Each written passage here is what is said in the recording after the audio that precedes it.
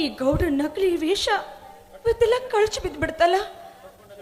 ಇಲ್ಲ, ಈ ಪಾಪಿಯನ್ನ ನಾನು ನಂಬಿ ಮೋಸ ಹೋಗ್ತಿದ್ದೆ.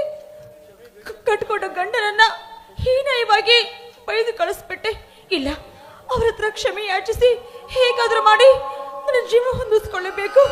ಈಗಲೂ ಹೋಗಿ ಅವ್ರ ಪಾದಕ್ಕೆ ಬಿದ್ದ ತಪ್ಪಾದ ಕೇಳಿಕೊಳ್ತೀನಿ.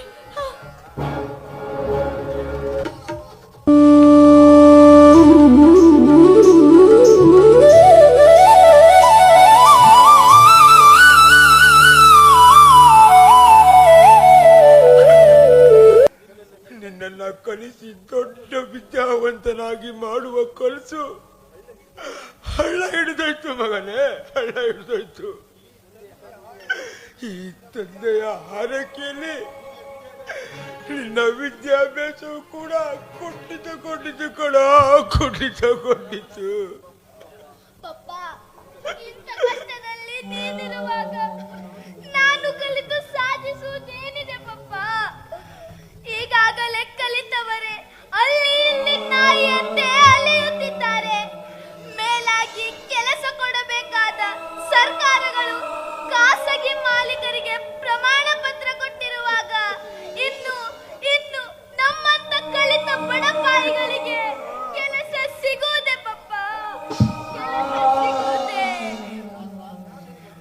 ಪಪ್ಪ, ನಾನು 4 ಅಕ್ಷರ ಕಲ್ತಿದ್ದೀನಲ್ಲ, ಅಷ್ಟೇ ಸಾಕು ನನ್ಗೆ ಕೆಲಸ ಬೇಡ ಪಪ್ಪ. ಎಲ್ಲಾದ್ರೂ ದುಡಿದು ನಿನ್ನನ್ನು ಚೆನ್ನಾಗಿ ನೋಡ್ಕೊಳ್ತೀನಿ ಪಪ್ಪ. ಅಯ್ಯೋ ಮಗ ಮಗ ಮಗ, ನೋಡು, ಇಂದು ನಾಳೆ ಬಾಡು ಬರಕ್ಕೆ ಎಷ್ಟೇ ನೀರಾಕರು ಅದು ಮತ್ತೆ ಚಿಗುರಲು ಸಾಧ್ಯವೇ ಮಗ?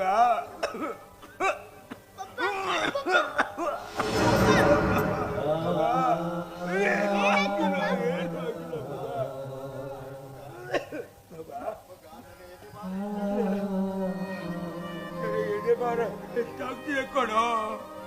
ಆಸ್ಪತ್ರೆಗೆ ಹೋಗ್ಬೇಕಂದ್ರೆ ಕೈಯಲ್ಲಿ ಹಣ ಇಲ್ಲ, ನಡೆದು ಹೋಗೋಕೆ ನನ್ನ ಕಾಲುಗಳಿಗೆ ಹೆಚ್ಚಿನ ಶಕ್ತಿ ಇಲ್ಲ ಕಣೋ.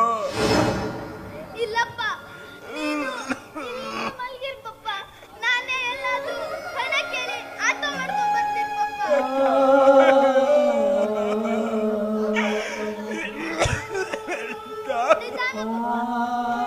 ಸರಿ ಕಣೋ ಪುಟ್ಟ, ನೀನೋಗಿ ಬೇಗ ಬೇಗ ಬಂದ್ಬಿಡ.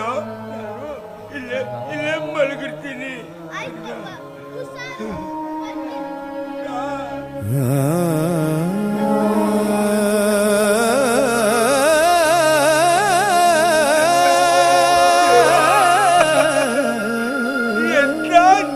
ನಾರಾಯಣ ದಾರಿಯಾವುದಯ್ಯ ವೈಕುಂಠಕ್ಕೆ ದಾರಿ ತೋರಿಸಯ್ಯ. ದಾರಿಯಾವುದಯ್ಯ ವೈಕುಂಠಕ್ಕೆ ದಾರಿ ತೋರಿಸಯ್ಯ.